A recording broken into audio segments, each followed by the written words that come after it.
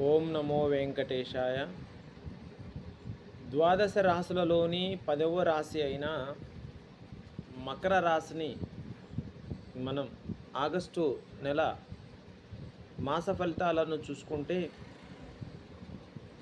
ఈ యొక్క ఆగస్టు నెలలో వీరికి అనుకోని కష్టాలు ఎదురయ్యే అవకాశాలున్నాయి.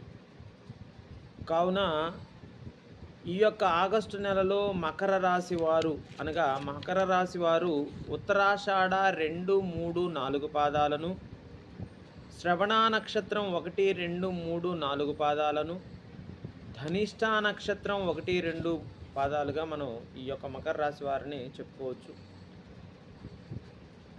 ఈ మకర రాశి వారికి ఈ నెలలో ఊహించని సమస్యలు ఎదురయ్యే అవకాశాలు ఉన్నాయి. అలానే ఎవరికైనా జామీ ఉండటం కానీ, ఎవరికైనా హామీ ఉండి డబ్బులు ఇప్పించటం కానీ, ఎవరైనా గొడవల్లో ఉంటే వాళ్ళ గొడవలకు సంబంధించిన విషయాలు తలదూర్చటం వలన కానీ పోలీస్ కేసుల్లో ఇరుక్కునే అవకాశాలుంటాయి. కొన్ని రకాలైన ఇబ్బందులు పడే అవకాశాలుంటాయి. కాబట్టి ఈ యొక్క మకర రాశి వారు ఆగస్టు నెలలో సాధ్యమైనంత మౌనాన్ని పాటిస్తే చాలా ఉత్తమమైన ఫలితాలు కలుగుతాయి అని చెప్పుకోవచ్చు. తర్వాత స్థానచలనం ఉంటుంది. ఉద్యోగులకు బదిలీ అవకాశాలు కూడా ఉంటాయి. ఎవరైనా ఉద్యోగులు బదిలీ అవ్వాలి అని అనుకునే వాళ్ళు బదిలీ అవుతారు. శత్రుమూలకంగా ఇబ్బందులు ఉంటాయి. కాబట్టి శత్రు నివారణ కొరకు ఈ యొక్క మకర రాశి వారు ఒక మూలమంత్రాన్ని చదువుకుంటే చాలా ఉత్తమమైన ఫలితాలు కలుగుతాయి. ఓం ఐం హ్రీం క్లీం చాముండాయై విచ్చై అనే మంత్రాన్ని వీళ్ళు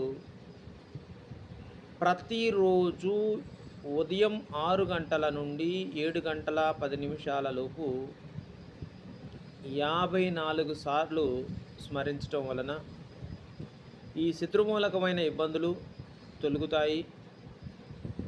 మీకు కొన్ని విషయాల్లో అనుకూలత ఉండి అమ్మవారి ధైర్యం అనేది ఉంటుంది.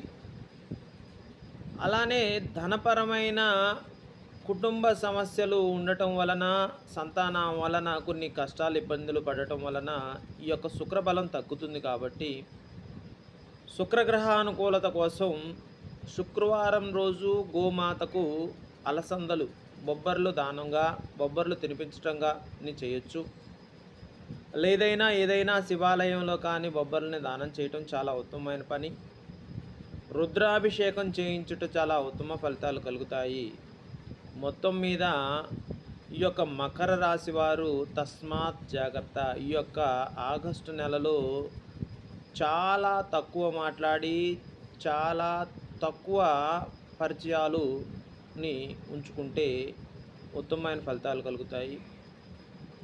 ఎవరితో అయితే మనం ఎక్కువగా మాట్లాడుతామో, ఎవరితో అయితే బాగా స్నేహపూర్వకంగా ఉంటామో వాళ్ళ వల్ల కూడా మనకు సమస్య అయ్యే అవకాశం ఉంది. కాబట్టి ఈ యొక్క ఆగస్టు నెలలో మకర రాశి వారు సంయమనం పాటించటం చాలా ఉత్తమమైన మార్గం.